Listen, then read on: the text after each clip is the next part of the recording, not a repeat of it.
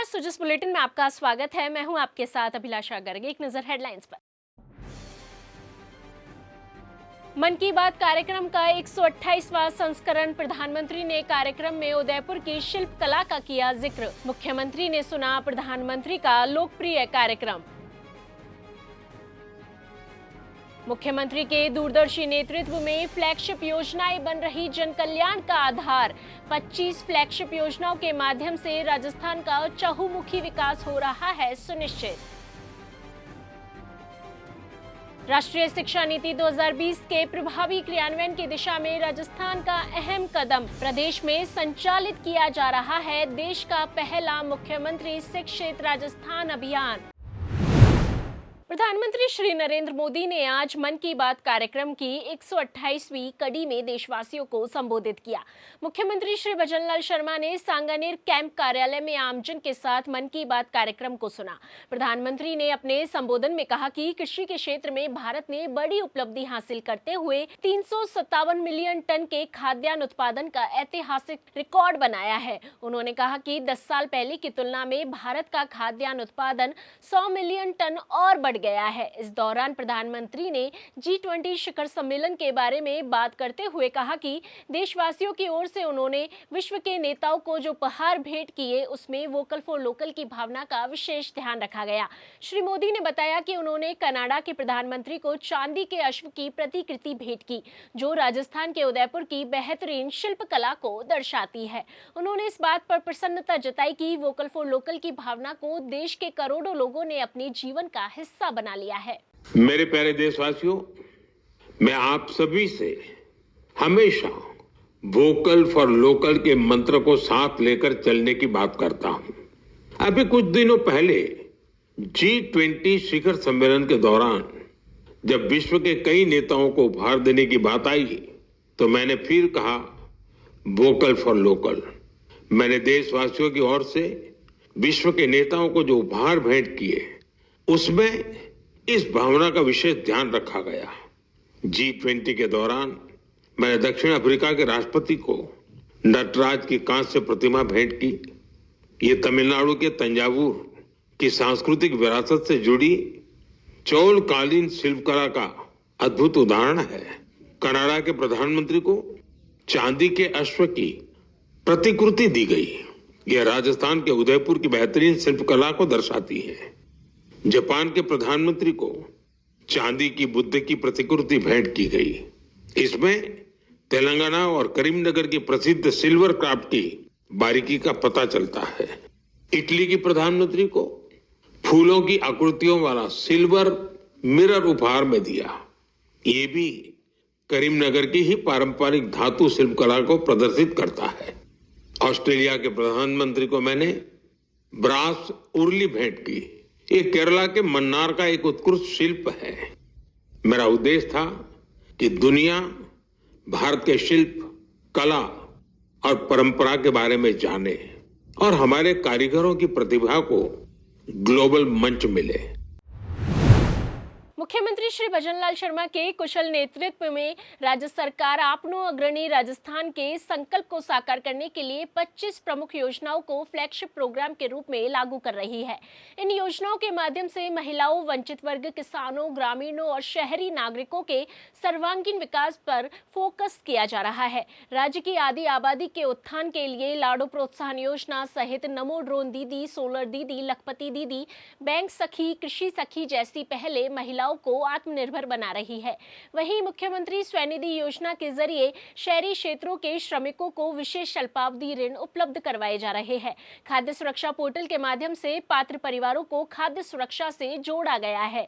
PM Awas Yojana शहरी के तहत कमजोर आय वर्ग को रियायती आवास दिए जा रहे हैं। वहीं आयुष्मान भारत स्वास्थ्य अवसंरचना मिशन के जरिए नए स्वास्थ्य केंद्र, क्रिटिकल केयर अस्पताल और प्रयोगशालाएं स्थापित हो रही है। पीएम कुसुम योजना के विभिन्न विभिन्न कंपोनेंट्स के तहत सौर ऊर्जा संयंत्र और सौर कृषि पंप स्थापित किए जा रहे हैं। वहीं आरडीएसएस के माध्यम से विद्युत वितरण व्यवस्था सुदृढ़ की जा रही है। इसी तरह प्रदेश में मिशन हरियालो राजस्थान के तहत 5 वर्ष में 50 करोड़ पौधे लगाने का लक्ष्य रखा गया है। कर्मभूमि से मातृभूमि अभियान और मुख्यमंत्री जल स्वावलंबन अभियान 2.0 के जरिए जल संरक्षण संरचनाओं का तेजी से निर्माण किया जा रहा है।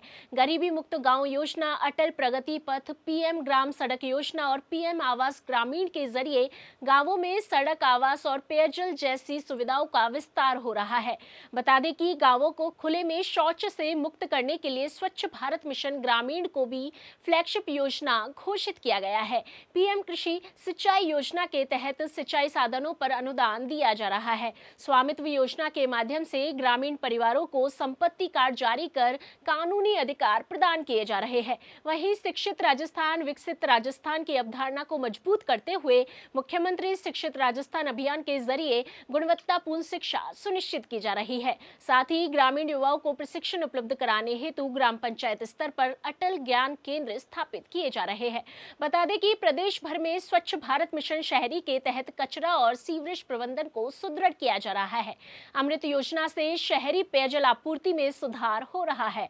प्रदेश के स्थानीय उत्पादों को लोकल से लेकर ग्लोबल तक नई पहचान दिलाने के लिए पंच गौरव कार्यक्रम के माध्यम से प्रत्येक जिले के एक प्रमुख उत्पाद, एक वानस्पतिक प्रजाति, एक उपज, एक पर्यटन स्थल और एक खेल को प्रोत्साहित किया जा रहा है। साथ ही हस्तशिल्पियों और कलाकारों की कला को सम्मानित करने के लिए शुरू की गई पीएम विश्वकर्मा योजना के तहत हस्तशिल्पियों को प्रशिक्षण, उपकरण और रियायती ऋण प्रदान किया जा रहा है। मुख्यमंत्री श्री भजनलाल शर्मा के नेतृत्व में राज्य सरकार ने राष्ट्रीय शिक्षा नीति 2020 के प्रभावी क्रियान्वयन की दिशा में देश का पहला मुख्यमंत्री शिक्षित राजस्थान अभियान MSRA शुरू किया है। 29 मार्च 2025 को राजस्थान दिवस कार्यक्रम के दौरान प्रारंभ हुआ यह अभियान शिक्षा के क्षेत्र में राजस्थान को मॉडल स्टेट बनाने की दिशा में महत्वपूर्ण कदम है। यह अभियान विद्यार्थियों के सर्वांगीण विकास, सरकारी विद्यालयों में नामांकन वृद्धि, रोजगारोन्मुखी शिक्षा, डिजिटल मॉनिटरिंग, पाठ्य सामग्री और गणवेश का समय पर वितरण, शैक्षणिक परिणाम सुधार और विद्यार्थियों में नैतिक मूल्यों के संवर्धन पर केंद्रित है। अभियान में शिक्षकों, अभिभावकों और समुदाय की सक्रिय भागीदारी सुनिश्चित की जा रही है। मेगा पीटीएम के माध्यम से अभिभावक शिक्षक संवाद को सुदृढ़ किया जा रहा है। AI आधारित ORF द्वारा छात्रों की सीखने की क्षमता का आकलन कर प्रखर 2.0 के माध्यम से रीडिंग रेमेडिएशन कराया जा रहा है। अभियान के 4 प्रमुख घटक निर्धारित किए गए हैं, जिसके अंतर्गत 41 कार्य पूर्ण किए जाएंगे। पहला घटक विद्यार्थी केंद्रित कार्य, दूसरा घटक विद्यालय केंद्रित कार्य, तीसरा घटक शिक्षक केंद्रित कार्य और चौथा घटक शैक्षणिक परिणाम के उन्नयन केंद्रित कार्य रखे गए हैं। बता दें कि इस अभियान से विद्यालयों में शिक्षा का स्तर सुधरेगा, सीखने की क्षमता बढ़ेगी और शिक्षक प्रधानाचार्य अधिक सक्षम बनेंगे। समुदाय की भागीदारी से शिक्षा सामाजिक आंदोलन का रूप लेगी और नामांकन और उपस्थिति दर में वृद्धि होगी, ड्रॉप आउट घटेगा और दूरस्थ क्षेत्रों और वंचित वर्गों तक गुणवत्तापूर्ण शिक्षा की पहुंच सुनिश्चित हो सकेगी। यह अभियान राजस्थान की शिक्षा प्रणाली को नई दिशा देने वाला ऐतिहासिक कदम साबित होगा। मुख्य निर्वाचन अधिकारी श्री नवीन महाजन के मार्गदर्शन और सलूम्बर जिला निर्वाचन अधिकारी श्री अवधेश मीना के नेतृत्व में सलूम्बर जिले में विशेष गहन पुनरीक्षण अभियान को व्यापक स्तर पर संचालित किया गया। इस अभियान का मुख्य उद्देश्य जिले की मतदाता सूची को शुद्ध, अद्यतन और त्रुटि रहित बनाना है, ताकि प्रत्येक योग्य नागरिक को मतदान के अधिकार से वंचित न होना पड़े। भारत निर्वाचन आयोग के निर्देशों के अनुसार वर्तमान में मतदाता सूचियों के विशेष गहन पुनरीक्षण कार्यक्रम 2026 के तहत एक बहुत बड़ी उपलब्धि हासिल करते हुए विधानसभा निर्वाचन क्षेत्र 156 सलूम्बर ने मतदाताओं के 100% डिजिटाइजेशन का कार्य सबसे पहले पूरा कर पूरे प्रदेश में प्रथम स्थान प्राप्त किया है। जिला निर्वाचन अधिकारी श्री अवधेश मीना और उप जिला निर्वाचन अधिकारी ने सलूम्बर जिले की आम जनता और पूरी विशेष गहन पुनरीक्षण टीम को बधाई देते हुए इस राष्ट्रीय महत्व के निर्वाचन कार्य को संपन्न करने में लगे समस्त अधिकारियों और कार्मिकों की सराहना की। उन्होंने बताया कि मतदाता सूची का शुद्धिकरण राज्य और केंद्र निर्वाचन आयोग की सर्वोच्च प्राथमिकता का विषय है। ऐसे महत्वपूर्ण राष्ट्रीय कार्य में इन बीएलओ ने जिस सत्यनिष्ठा और तत्परता का परिचय दिया है वह अत्यंत प्रशंसनीय है। जिला निर्वाचन अधिकारी ने बीएलओ और कार्मिकों को प्रशस्ति पत्र प्रदान कर उन्हें सम्मानित किया। उन्होंने आह्वान किया कि जिले के अन्य बीएलओ भी इन साथियों के अनुभवों से सीख लेते हुए शेष कार्यों को पूर्ण गुणवत्ता और समयबद्धता के साथ संपन्न करें। जिस बुलेटिन में आज के लिए इतना ही, फिर होगी आपसे मुलाकात। तब तक के लिए नमस्कार।